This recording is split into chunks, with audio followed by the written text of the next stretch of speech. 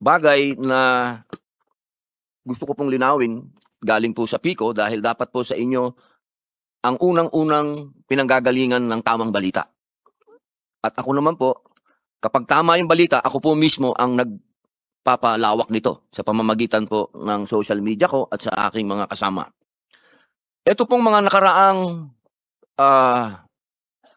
linggo, meron pong mga lumalabas katulad po noong nangyari doon po sa ating dalawang kalihim. Meron po tayong dalawang kalihim na nag-anunsyo. Ang sinabi po ng PICO na nagbitiw ang dalawang opisyal nito at tinanggap ng Pangulo. Ngunit, dininay po ito ng ating Executive Secretary nung sinabi niya na hindi naman daw siya nag-resign. Sinabi po sa kanya na meron daw tumawag sa kanya at siya ay sinabing bumaba na. Ito po yung mga ganitong mga ganap ang hindi po nakakatulong para sa atin. Sapagkat nakukonfuse po ang tao. Opo. Bilang kayo po ang pamantayan at kayo po ang pinanggagalingan ng mga impormasyon, ano po ang pwedeng gawin ng PICO upang maiwasan po yung mga ganitong klaseng maling pahayag? Opo. I agree with you, Mr. President. Messaging is so important. Disinformation, misinformation, inaccuracy, lost in translation confuses the people. Even if you have good intentions, if you said it wrong, or if you intentionally meant to confuse, then that is wrong. And so, there must be clear source of messaging. Isa lang ang gagawa ng mensahe. Hindi pwedeng iba, hindi naman pwedeng nagsasalita, may balita na hindi na-vet, na hindi na-verify, na hindi nako-confirm. Hindi pwede yung akala, hindi pwede yung hindi alam, hindi pwede hindi nag-uusap. Now, per the specific instance that you're mentioning, why was there a miscommunication? I would just surmise, I'm not even asking the agency, that probably there was no clear coordination. Bakit ba?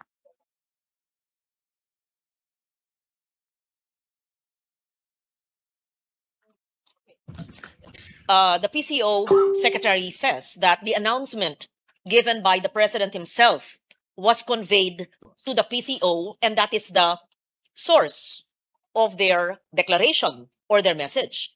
So in this case, you followed the process, which is the president himself, through the Diretso sa Inyo, gave that statement. So parang sinasabi po, ginang na tagapangulo, na naglabas po kaagad ang USEC nila ng pahayag na hindi po ito opisyal? I am told that the undersecretary's statements emanated from the president. Yes, it was cleared. It was cleared. Cleared by whom? Cleared by me. Cleared by the secretary, and the secretary cleared it with the president. I was there, yes. The information Yes. was cleared. Ang ibig pong sabihin, opo, The information conveyed by the undersecretary was cleared with the secretary, who cleared it. so yun po ang With the tamang president. impormasyon, hindi po yung kumakalat sa media. Kasi may kumalat po sa media na ang sinasabi ng ating dating executive secretary na hindi po yun ang naganap. So ang naganap po talaga yung sinasabi po ng ating USEC. Yes. Again, Yun po ang para alam po natin Okay, kung ano talaga yung maliwanag. statement. Opo. Again, because this will go down in history, ha? Tas ako nagde-defend ng budget, ha? Opo. Hindi po ako privy sa sinasabi po nila. Ako ay taga-defend ng budget. Pero ito, hindi budgetary process ito. Ito'y kaganapan ng kasaysayan. Opo. Pero para po maliwanag,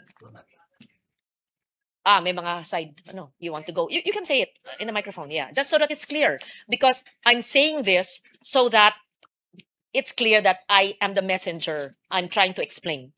According to the PCO, they cleared the statement with the president. Opo. Yan po ang pangahawakan natin ngayon. At yan Yes. po dapat ang malaman ng tao. Yes. Opo. Yung pahayag po ng ating dating We may or may not agree, we may or may not believe, but that is what is transmitted to me now Opo, dapat. Opo, by the opo. PCO. Opo. Dapat po kasi isa lang ang mensahe. Yes. At kung ano yung mensahe, yun po talaga ang dapat na malaman ng tao. Opo. Meron pa po akong pangalawang katanungan. Kapag ka sinabi po natin public information, naniniwala po ba ang PICO na dapat hindi ito political propaganda?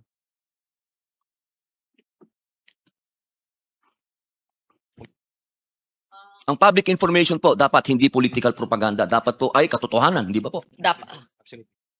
News dissemination must be based on truth. Opo, kahit Yes. walang proteksyonan na kahit na sino. Mali o tama, dapat The public truth. information The truth. malaman Yes. ng katotohanan. Yes, sir. Opo. Meron po tayong katanungan na nakakagulo rin po. Kanina tinanong na po ito ni Senator Raffy. Katunayan, paglakad po niya doon, sinundan ko siya sa lounge. Sinabi ko sa kanya, boss, ba't hindi mo pa tinuloy?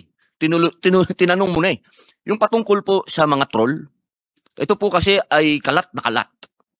Alam naman po natin na ang troll ay pinanggagalingan ng bullying. At alam naman po siguro ng ating ahensya na pati po sa pribadong buhay at personal na buhay, marami na pong napapahamak sa bullying. Meron na pong mga batang nagpapakamatay, meron na pong nasisira ang mga buhay, kagagawan po ito ng mga troll. Ang atin po bang ahensya, PICO, ay naniniwala na dapat may troll ang gobyerno? Hindi ko kailangan sagutin, itanong sa kanila. Dapat wala. Ayon sa kanila po, ay wala. Pero actually, talaga bang wala? Wala. Sa mga resources na binibigay sa inyo, malay naman namin na wala. Kasi yan ang kalakaran. I mean, I'm speaking for myself. I mean, Opo. of course, the official statement. Again, I'm defending their budget.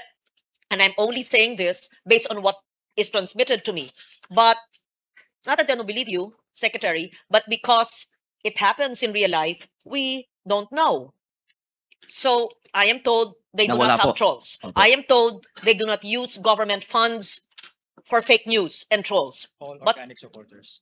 They're all organic supporters. And if you have any proof, please tell me. And I would be happy to call them out and to prove that to them. Meron po kasing, Yes. opo, maraming salamat po, ginang tagapangulo. Meron po kasing lumabas na voice recording, kung pwede po natin mapanood, para sa inyo po manggaling kung totoo ito, o ito ay AIO, o ito'y kagagawan lang ng mga ibang taong gustong manira. Pwede po natin mapakinggan.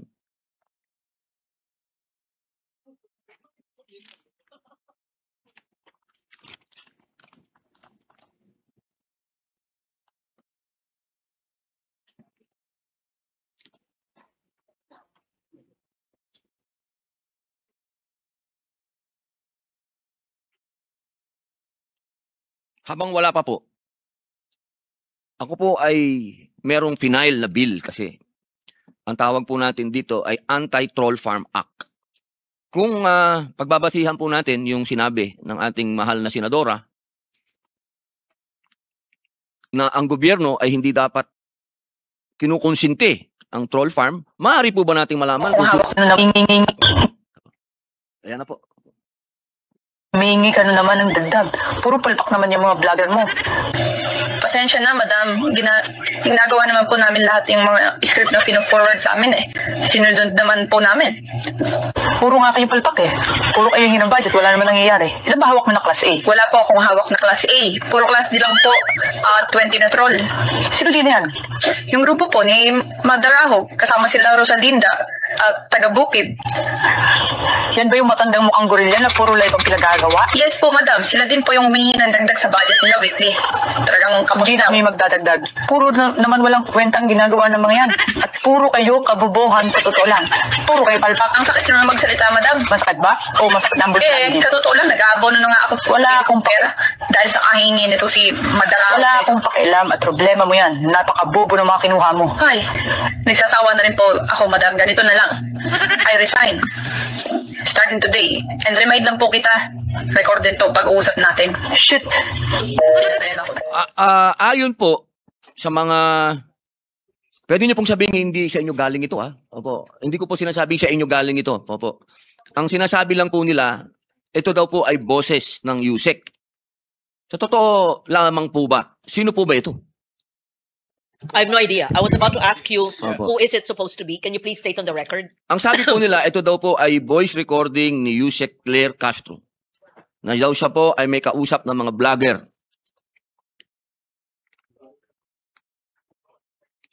So hindi po, sa inyo po hindi galing sa kanya. Opo. Malayo po sa Instead of naming somebody that we're not sure of, why don't we send it to the NBI for a voice print?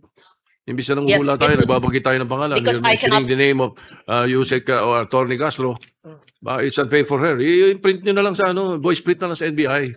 para I agree with hindi that. tayo masabi sa mga ganyang mga balitaan. Because I will give you an advice from Denzel Washington. Sabi niya, if you don't listen to the news, you're uninformed. If you listen to the news, you're misinformed. Ay, ganun lang. But Mr. President, I would just like to correct that. When I was in the news, it was the correct information. I worked very hard to validate all the news that I did, at least during my time. But regarding the request of Your Honor, Senator Padilla, I would not be in a position to ascertain the authenticity of the voice, and I would recommend the suggestion of the Senate President to please give that tape recording to the NBI for authenticity. Opo. And therefore, we leave it at that. the voice print and the authenticity of the recording kasi madaling splicing ngayon yan. Yes. Madaling Yes. So gawin I would yan, not say it's true. I would not say it's AI. Let the experts determine that. Opo, opo. Kaya po natin tinatanong po yung ating tiga Pico kung may alam po sila dito. Sasagimin lang mo naman nila kung oo o hindi. Yun lamang naman po. Opo. So kung meron pong kumpirmasyon na hindi po sa inyo galing ito, meron din po tayo kasing isang video na inaamin po ng ating Pangulo na merong troll. Pwede po bang papalabas po natin yon? 2016 pa malayo pa tayo.